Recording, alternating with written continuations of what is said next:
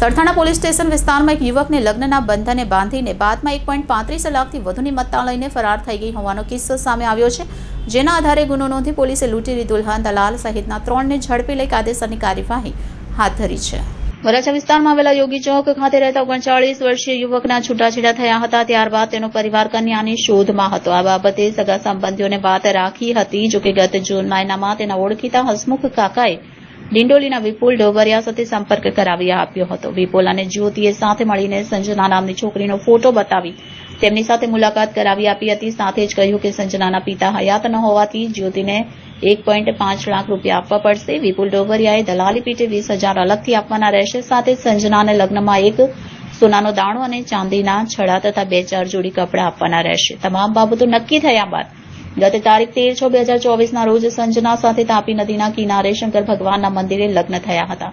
લગ્ન બાદ લગ્નનું પ્રમાણપત્ર બનાવવા તમામ જોન ઓફિસ ગયા હતા, જ્યાં સંજનાના ઓરિજિનલ ડોક્યુમેન્ટ ન હોવાથી મેરેજ સર્ટિફિકેટ બની શક્યું ન હતું. જોકે લગ્નના ત્રીજા દિવસે સંજનાએ કહ્યું કે મારી દાદીની તબિયત સારી નથી, મહારાષ્ટ્રથી સુરત આવી છે, મારે તેમના ખબર અંતર પૂછવા જવું છે, જેથી મને મૂકી જાઓ.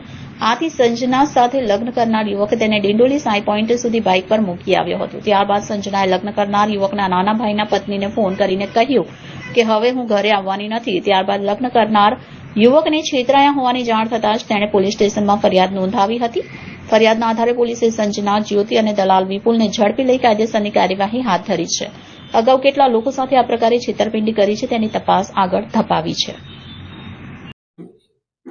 સુરત શહેરના સરથાણા પોલીસ સ્ટેશનમાં ગત 6ઠા મહિનામાં એક અરજી આવી હતી વિપુલભાઈ ડાયાણીના નામથી કે એમની સાથે એવું ચીટિંગ થયું હતું કે એમને લગ્નની લાલચ આપીને એમની પાસેથી 1,35,000 જેટલા રૂપિયાની છેતરપિંડી કરવામાં આવી હતી. જે અરજીના અનુસંધાને સરથાણાના પીઆઈ અને એમની ટીમે મહેનત કરીને એ જે ટીમ હતી જે ટીમ એના સુધી પહોંચી ગયા. તો એમાં બનાવ એવો છે કે વિપુલ ડોબરિયા કરીને જે એક શખ્સ છે અને એને જ્યોતિ નામની એક છોકરીનો કોન્ટેક્ટ કરેલો અને બંને જણા મળીને જે છોકરીઓ કામ કરતી હોય, ઘરકામ કરતી હોય, એમને સમજાવે કે તમે અમારી સાથે અમે કહીએ કામ કરો, અને એ છોકરીઓને તૈયાર કરી અને નકલી દુલ્હન બનાવે અને સમાજમાં, સોસાયટીમાં એવા માણસો શોધે કે જેના લગ્ન ના થયા હોય અથવા જેને પત્નીની જરૂર હોય, એમને પછી વાતોમાં ભોળવી અને આ છોકરીની ઓળખાણ કરાવે, એના નામ બદલીને. તો આ જે ગુનો હતો એમાં જે છોકરી છે, જે દુલ્હન છે, એણે એનું નામ સંજના નામ આપેલું અને આ સંજના છે અને સંજના આ જ્યોતિને ત્યાં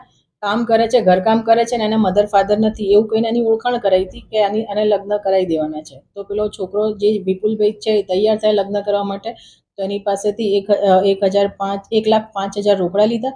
એ સિવાય ચાંદીની વસ્તુ, ચાંદીના છડા, સોનાની ચૂની, એ રીતે ગણીને ટોટલ 1,35,000નું મુદ્દામાં જે 1,35,000નું ચીટિંગ કર્યું હતું. જેમાંથી આ જે રૂપાલી છે એને પેલા છોકરા સાથે તાપી નદીના કિનારે શંકર ભગવાનનું મંદિર છે ત્યાં જઈને લગ્ન કર્યા અને 3 દિવસ એ છોકરા સાથે રહી અને 3 દિવસ પછી એને એવું બહાનું કાઢ્યું કે મારા દાદી બીમાર છે તો મારે ખબર કાઢવા જવું પડશે, એમ કહીને એ જે ડિંડોલીમાં રહે છે ત્યાં એ બેન પાછી ગઈ અને પછી પાછી ના આવી. આ ભાઈએ ફોન કર્યો એટલે રકઝક કરી કે હું નહીં આવું. એટલે આ જે અરજદાર હતા એમને શક ગયો એટલે એમણે પોલીસ સ્ટેશનમાં અરજી આપી. એમાં અમારા પીઆઈએ મહેનત કરી અને આ જે ટીમ છે, આ 3 જણાની જે ટોળકી છે, હાલ 3ના નામ ખુલ્યા છે અને 3 જણાએ મળીને આમની સાથે જે ચીટિંગ કર્યું છે એ સિવાય બીજા 2 જણા સાથે પણ હકીકત મળી છે. એ સિવાય બીજા કોની સાથે ચીટિંગ કર્યું છે એની અત્યારે પોલીસ તપાસ કરી રહી છે. તો આમાં 420 અને 120B મુજબ આઈપીસીની એ કલમો મુજબ ગુનો દાખલ કર્યો છે અને આગળ જે બીજું એવું પણ હકીકત આવે છે કે આને જે છે એને રૂપાલી કરીને છોકરી જે છે એણે સંજના નામ ધારણ કરવા માટે કોઈ સર્ટિફિકેટ ખોટું બનાવ્યાનું પણ અત્યારે ધ્યાન પર આવ્યું છે. તો એની પણ વેરીફાઈ કરી અને આગળ એની બીજી 467-68 ની કલમો પણ ઉમેરો કરવામાં આવશે. આગળ જે આ બીજી કઈ ઘટનામાં લોકોએ લગ્ન કર્યા હોય દુલ્હને, તે કઈ જગ્યાએ, કયા રાજ્યમાં, આ રાજ્યમાં છે, કઈ જગ્યાએ, કયા પોલીસ સ્ટેશન? એમાં અત્યારે પૂછપરછમાં અત્યારે રાજકોટ અને રાજસ્થાનનું જયપુર સિટી છે, એ 2 જગ્યા કે છે જે આ વર્ષમાં એને આ 3 જગ્યાએ લગ્ન કર્યા હતા. જે મહિલા છે જ્યોતિ નામક, એમના સાથે બીજી અનેક છોકરીના પર કોઈ કોન્ટેક્ટ અથવા આવી છોકરીઓ છે જેના લગ્ન કરાવ્યા હશે? એ અત્યારે તપાસ ચાલુ છે. પૂછપરછમાં 2 થી 3 છોકરીઓના નામ નીકળે છે કે જે 2 થી 3 છોકરીઓને દુલ્હન બનાવવા માટે તૈયાર કરી છે. આગળની તપાસ ચાલુ છે. ઓકે.